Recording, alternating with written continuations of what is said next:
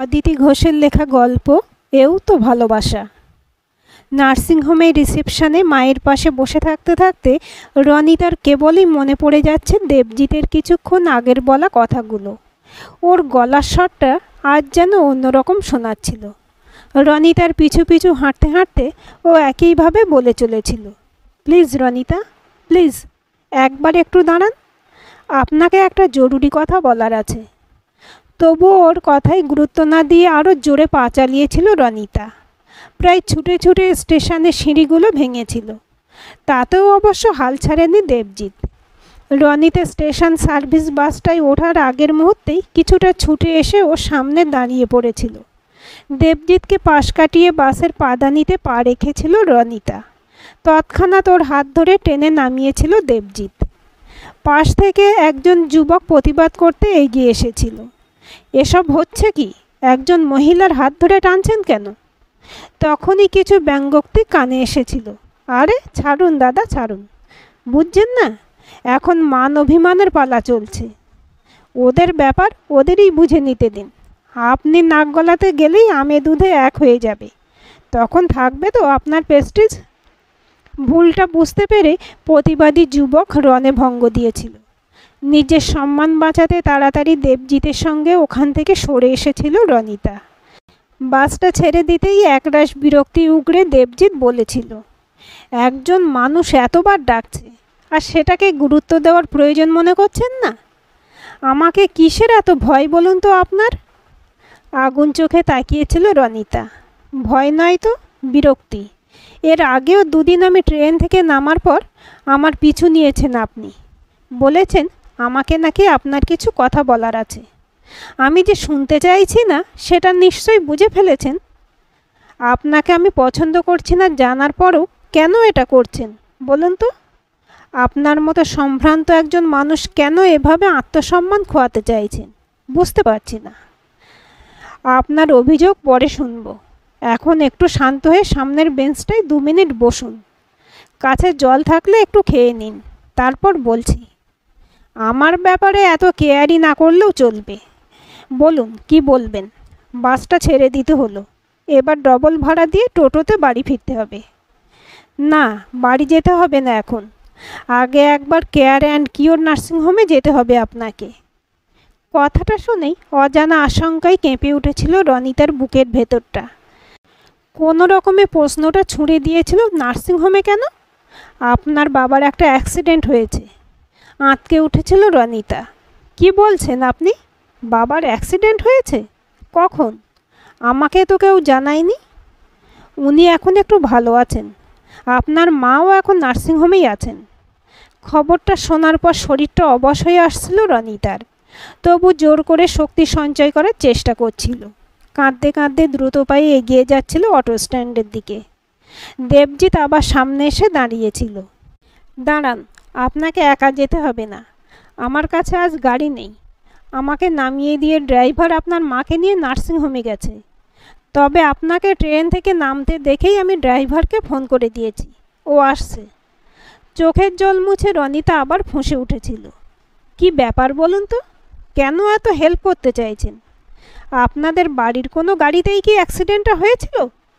না, বাস থেকে নামতে গিয়ে উনি ছিটকে পড়ে গিয়েছিলেন রাস্তায়। সকাল 10টায় ঘটেছিল ঘটনাটা। ওনার জ্ঞান ছিল, যারা ওনাকে তুলেছিলেন তাদেরকেই উনি আমার অফিসের ফোন নাম্বারে ফোন করতে বলেছিলেন। তার মানে অফিসে যাওয়ার সময়?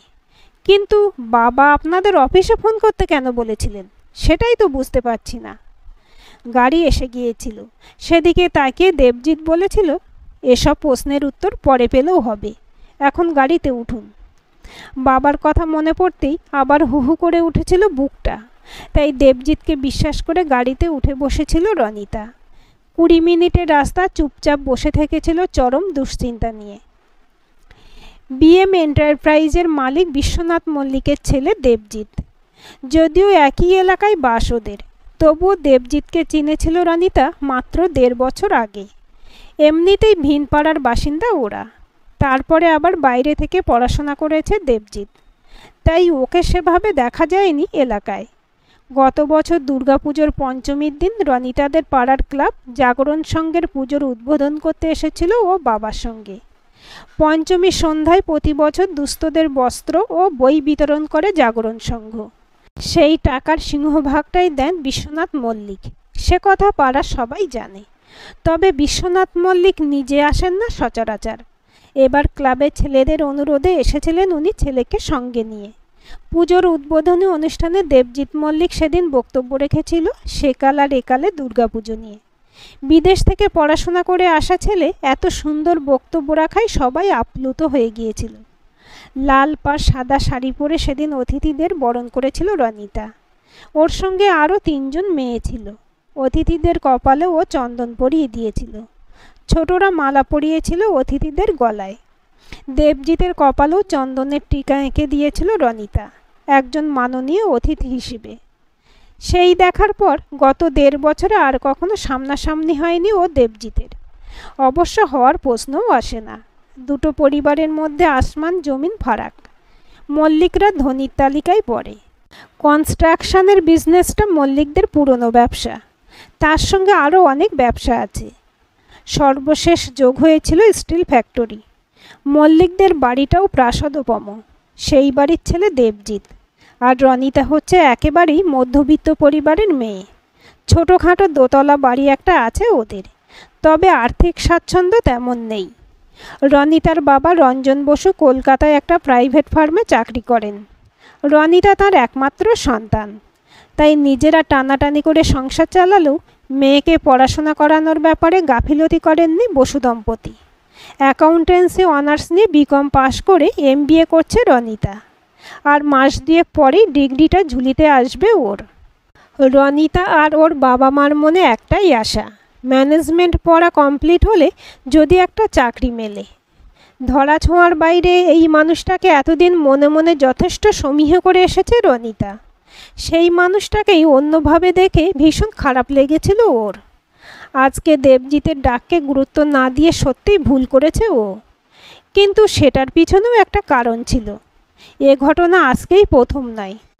স্টেশনের কাছাকাছি নিজের গাড়ি দাঁড় করিয়ে রেখে এর আগেও 2 দিন ওর পিছু পিছু এসেছে দেবজিৎ।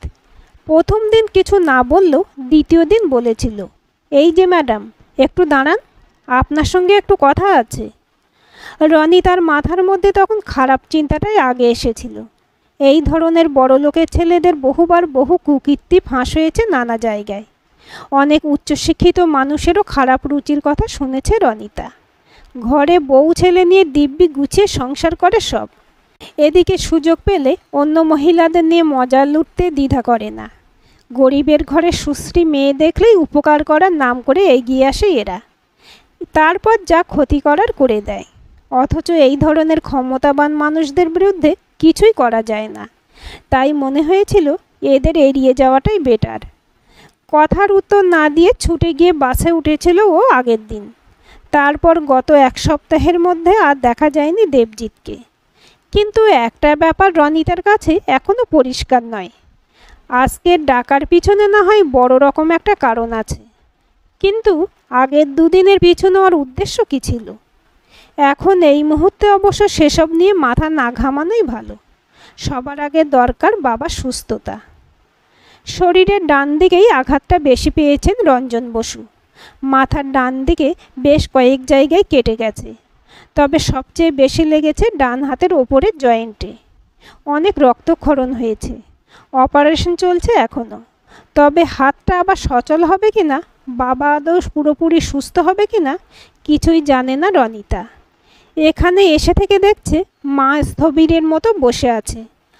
রনিতা আসার পর থেকে এখনো পর্যন্ত একটা কথাও বলতে শোনেনি মাকে। রনিতা ভেবে পাচ্ছে না কি করে সব দিক সামলাবে ও। রনিতার এবার MBA ফাইনাল ইয়ার ছিল। ইন্টার্নশিপ সবে শুরু হয়েছে। এখনও 1.5 মাস মতো যেতে হবে ওকে। তাহলে এই অবস্থায় বাবাকে নিয়ে কি করবে মা একা? এমনিতেই মা বেশ ভেঙে পড়েছে। পারবে তো আবার মনোবল ফিরিয়ে আনতে? ওর এসব ভাবনার মধ্যে ডাকটা কানে এলো, রঞ্জন বসুর বাড়ির লোক কে আছেন, ভেতরে আসুন। ধর্মর করে উঠে দাঁড়ালো রনিতা। মাকে ভরসা দিয়ে এগিয়ে গেল দুরু দুরু বুকে। রঞ্জন বসুর অপারেশন সাকসেসফুল হয়েছে, সেন্সও এসে গেছে। বাবাকে দেখে মনটা একটু শান্ত হলো রনিতার। ভেতরের যে নার্স ছিলেন তার সঙ্গে কথা বলে জানলো এখানকার সবচেয়ে ফেমাস সার্জন করেছেন অপারেশনটা। ওনার অপারেশনের হাত সাংঘাতিক ভালো, হাত ঠিক হতে বেশি দিন সময় লাগবে না। কিন্তু সেই সঙ্গে অপারেশন ফি এর অঙ্কটা শুনে ঘাবড়ে গেল ও। এত টাকা ব্যাংকে সেভিংসে আছে বলে মনে হয় না। না হলে বাবার অফিসে যেতে হবে একবার, দরকার হয়তো মায়ের গয়নাতেও হাত পড়বে। সব কিছুর জন্য প্রস্তুত থাকতে হবে ওকে আর মাকে। বাবাকে সুস্থ করে তোলার থেকে তো বড় কিছু হতে পারে না। ওকে অন্যমনস্ক দেখে নার্স বললেন, কি এত ভাবছেন? আপনার বাবা একদম ভালো হয়ে যাবেন, কোনো চিন্তা করবেন না। তাছাড়া মিস্টার মল্লিক যখন রয়েছেন আপনাদের মাথার উপর, তখন আর চিন্তা কি। অনেকেই দায় এড়িয়ে যায়, উনি কিন্তু ওই ধরনের মানুষ নন, সব সময় খোঁজ নিচ্ছেন পেশেন্টের। মিস্টার মল্লিক মানে দেবজিতের কথাই বলছেন সিস্টার, কিন্তু দায় কথাটা এক্ষেত্রে কীভাবে প্রযোজ্য সেটাই বুঝতে পারছে না রনিতা। বাবার ব্যাপারে দেবজিৎ মল্লিকের কিসের দায়? কিন্তু এই কৌতূহল মেটানোর জন্য নার্সকে তো প্রশ্ন করা যায় না। তাই বাবার দিকে আর একবার তাকিয়ে আইসিইউ থেকে বেরিয়ে এলো রনিতা। মনের মধ্যে একটা মস্ত জিজ্ঞাসা নিয়ে আবার ওয়েটিং রুমে মায়ের পাশে এসে বসলো রনিতা। এতক্ষণ পর প্রথম কথা বললেন কল্পনা বসু। স্বরটা ভীষণ ক্লান্ত শোনালো। কেমন আছে রে রুনু তোর বাবা? রনিতা মাকে দুহাত দিয়ে জড়িয়ে ধরল। বাবা একদম ভালো আছে মা, খুব ভালো অপারেশন হয়েছে। দেখো বাবা খুব তাড়াতাড়ি সুস্থ হয়ে যাবে। দুহাত জোর করে কপালে ঠেকালেন কল্পনা। ভগবান ঠিকই আছেন রে, তা না হলে খবরটা পেয়ে ওইভাবে ছুটে আসেন মিস্টার মল্লিক। কিন্তু একটা হিসেব আমি কিছুতেই মেলাতে পারছি না। তুমি কি কিছু জানো? কি জানার কথা বলছিস? মিস্টার দেবজিৎ মল্লিক বললেন অ্যাক্সিডেন্ট হওয়ার পর যারা বাবাকে তুলেছিল, বাবা নাকি তাদের মিস্টার মল্লিকের অফিসে ফোন করতে বলেছিলেন। কিন্তু ওনার অফিসে বাবা ফোন করতে কেন বলল মা? মুখটা নিচু করে ডান হাত দিয়ে বাঁ হাতের আঙুলগুলো চেপে ধরলেন কল্পনা।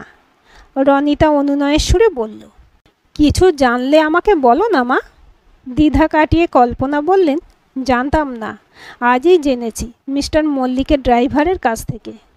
কি জেনেছ মা? তোর বাবার চাকরিটা নাকি 2 বছর আগেই চলে গিয়েছিল। তারপর 1 মাস বাড়ি থেকে অফিসের সময় বের হয়ে চাকরি খুঁজে বেরিয়েছে, কোথাও চাকরি মেলেনি। নিরুপায় হয়ে শেষ পর্যন্ত বিশ্বনাথ মল্লিকের পায়ে পড়েছিল। উনি ছেলেকে বলেছিলেন তোর বাবাকে একটা চাকরি দিতে।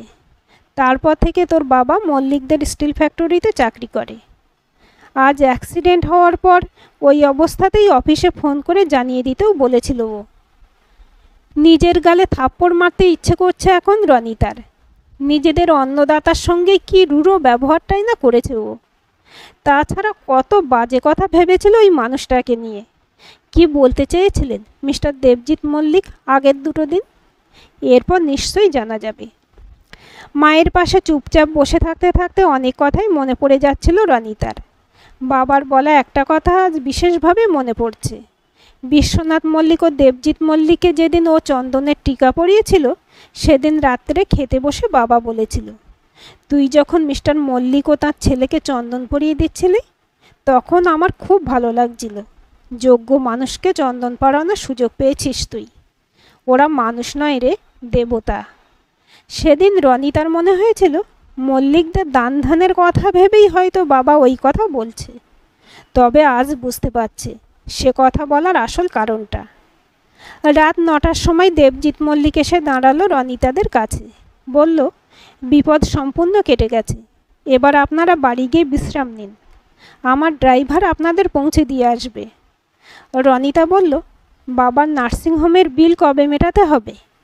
ও নিয়ে আপনাদের ভাবতে হবে না, আপাতত আমি মিটিয়ে দেব। তারপর মিস্টার বসু সুস্থ হলে সেই নিয়ে আলোচনা করা যাবে। আর একটা কথা জানতে ভীষণ ইচ্ছে হচ্ছে। আপনি সেদিন স্টেশন প্ল্যাটফর্মে দাঁড়িয়ে বলেছিলেন আমাকে কিছু বলার আছে। আজ বলবেন কি বলতে চেয়েছিলেন আপনি? পরে না হয় বলা যাবে সেটা। প্লিজ দয়া করে বলুন। ঠিক আছে, তাহলে আসুন আমার সঙ্গে। কথাটা বলেই করিডর দিয়ে হাঁটতে লাগলো দেবজিৎ। ওকে অনুসরণ করলো রনিতা। রিসেপশনে এসে বসলো ওরা। দেবজিৎ বলল, যে কথাটা বলতে চেয়েছিলাম সেটার প্রয়োজন এখন অনেকটাই ফুরিয়েছে। তবুও আপনি যখন জানতে চাইছেন তখন জানাতেই হবে। আপনার বাবা যে মল্লিক স্টিল ফ্যাক্টরিতে অ্যাসিস্ট্যান্ট লেবার অফিসারের কাজ করেন গত 2 বছর ধরে, সেটা সম্ভবত আপনারা জানতেন না। আপনার মা আমার ড্রাইভারকে সে কথাই বলেছেন। আসলে আপনার বাবার হাই ব্লাড প্রেশার। আমার অনুমান উনি ঠিকমতো ওষুধ খান না, তাই 2বার কাজ করতে করতে উনি মাথা ঘুরে পড়ে গিয়েছিলেন। এমপ্লয়ি অনেক আছে, তবে মিস্টার বসুর মতো সোভার প্লাইট মানুষ ফ্যাক্টরিতে কমই আছে। তাই ওনাকে একটু অন্যভাবে দেখি। যদি এইভাবে যেখানে সেখানে পড়ে গিয়ে কোনো বিপদ ঘটে, সেই আশঙ্কার কথাটাই আপনাকে জানাতে চেয়েছিলাম। আপনার মায়ের দুশ্চিন্তার বাড়াতে চাই না বলে ওখানে বলতে চাইনি। নিজের গালে কষে আর একটা থাপ্পড় মারল রনিতা, নিজের নির্বুদ্ধিতার জন্য। উঠে দাঁড়িয়ে হাত দুটো জোর করল। প্লিজ আমাকে ক্ষমা করুন, আমি না বুঝে আপনার সঙ্গে খারাপ আচরণ করেছি। ঠোঁটের কোণে হাসি খেলিয়ে দেবজিৎ বলল, আপনার মতো বোল্ড ক্যারেক্টারের মেয়েদের মুখে এসব ক্ষমা টমা মানায় নাকি? চলুন, আপনার মা দুশ্চিন্তা নিয়ে একা একা বসে আছেন। কল্পনা মাথা নিচু করে কপালে হাত দিয়ে বসেছিলেন। দেবজিৎ বলল, আমি কিন্তু আপনাকে আর মিসেস বসু বলবো না, এখন থেকে কাকিমা বলেই ডাকবো। কল্পনা আবেগ জড়ানো গলায় বলল, সে তো আমার পরম সৌভাগ্য বাবা। আর আপনার মেয়ের সঙ্গে আপনিটা আপনি করে আর কথা বলবো না। নিশ্চয়ই না, ও তোমার থেকে অনেক ছোট, তুমি ওকে তুমি করেই বলবে। রনিতার মেজাজি অ্যাটিটিউডটা আমার ভালো লাগে। এই ধরনের মেয়েদের পছন্দ করি আমি, তাই ওর সঙ্গে একটা নতুন সম্পর্ক করার কথা ভাবছি। রনিতার শরীরটা কেঁপে উঠল। এই জন্যই এত কিছু করছে দেবজিৎ? তাহলে কি? না, আর ভাবতে পারছে না। লজ্জায় মুখ লাল হয়ে গেছে রনিতার। শত ভ্রমরের গুঞ্জন যেন শুনতে পাচ্ছে ও।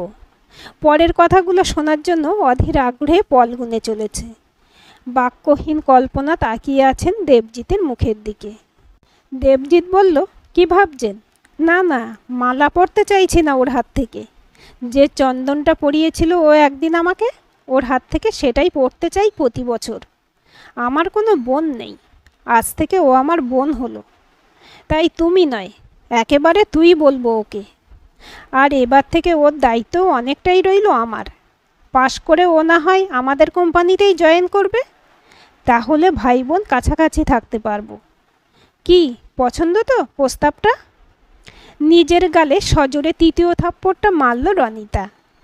তবে সেই সঙ্গে এক সুখানুভূতিতে ছেয়ে গেল অন্তর। তাড়াতাড়ি প্রণাম করে ফেলল দেবজিৎকে। বলল, আমি তোমাকে তাহলে দাদাভাই বলে ডাকবো আজ থেকেই? দেবজিৎ বলল, অবশ্যই, তবে এখন বাড়ি চলে যা, অনেক ধকল গেছে তোদের, আমি ড্রাইভারকে ডেকে দিচ্ছি। দেবজিতের পিছু পিছু রনিতার কল্পনা বেরিয়ে এলেন নার্সিংহোম থেকে। রাত 10টা বেজে গেছে। রাস্তা অনেকটা ফাঁকা। গাড়িটা দ্রুত গতিতে এগিয়ে চলেছে রনিতাদের বাড়ির দিকে। তারই সঙ্গে পাল্লা দিয়ে ছুটছে রনিতার ভাবনাগুলো। বাবা বলেছিল ওরা মানুষ নয়, দেবতা। রনিতা কিন্তু তা বলতে চায় না। দেবতা শুধুমাত্র থাকে মানুষের কল্পনায়। রনিতার কাছে দেবজিৎ একজন সত্যিকারের মানুষ। এমন মানুষ বোধহয় লাখে একটা মেলে না। তবে তার থেকেও বড় পরিচয়, দেবজিৎ আজ থেকে ওর দাদা। কথাটা ভাবতেই এক অদ্ভুত ভালো লাগায় ভরে উঠল মনটা। আজকের গল্পটি কেমন লাগলো কমেন্ট করে জানাবেন।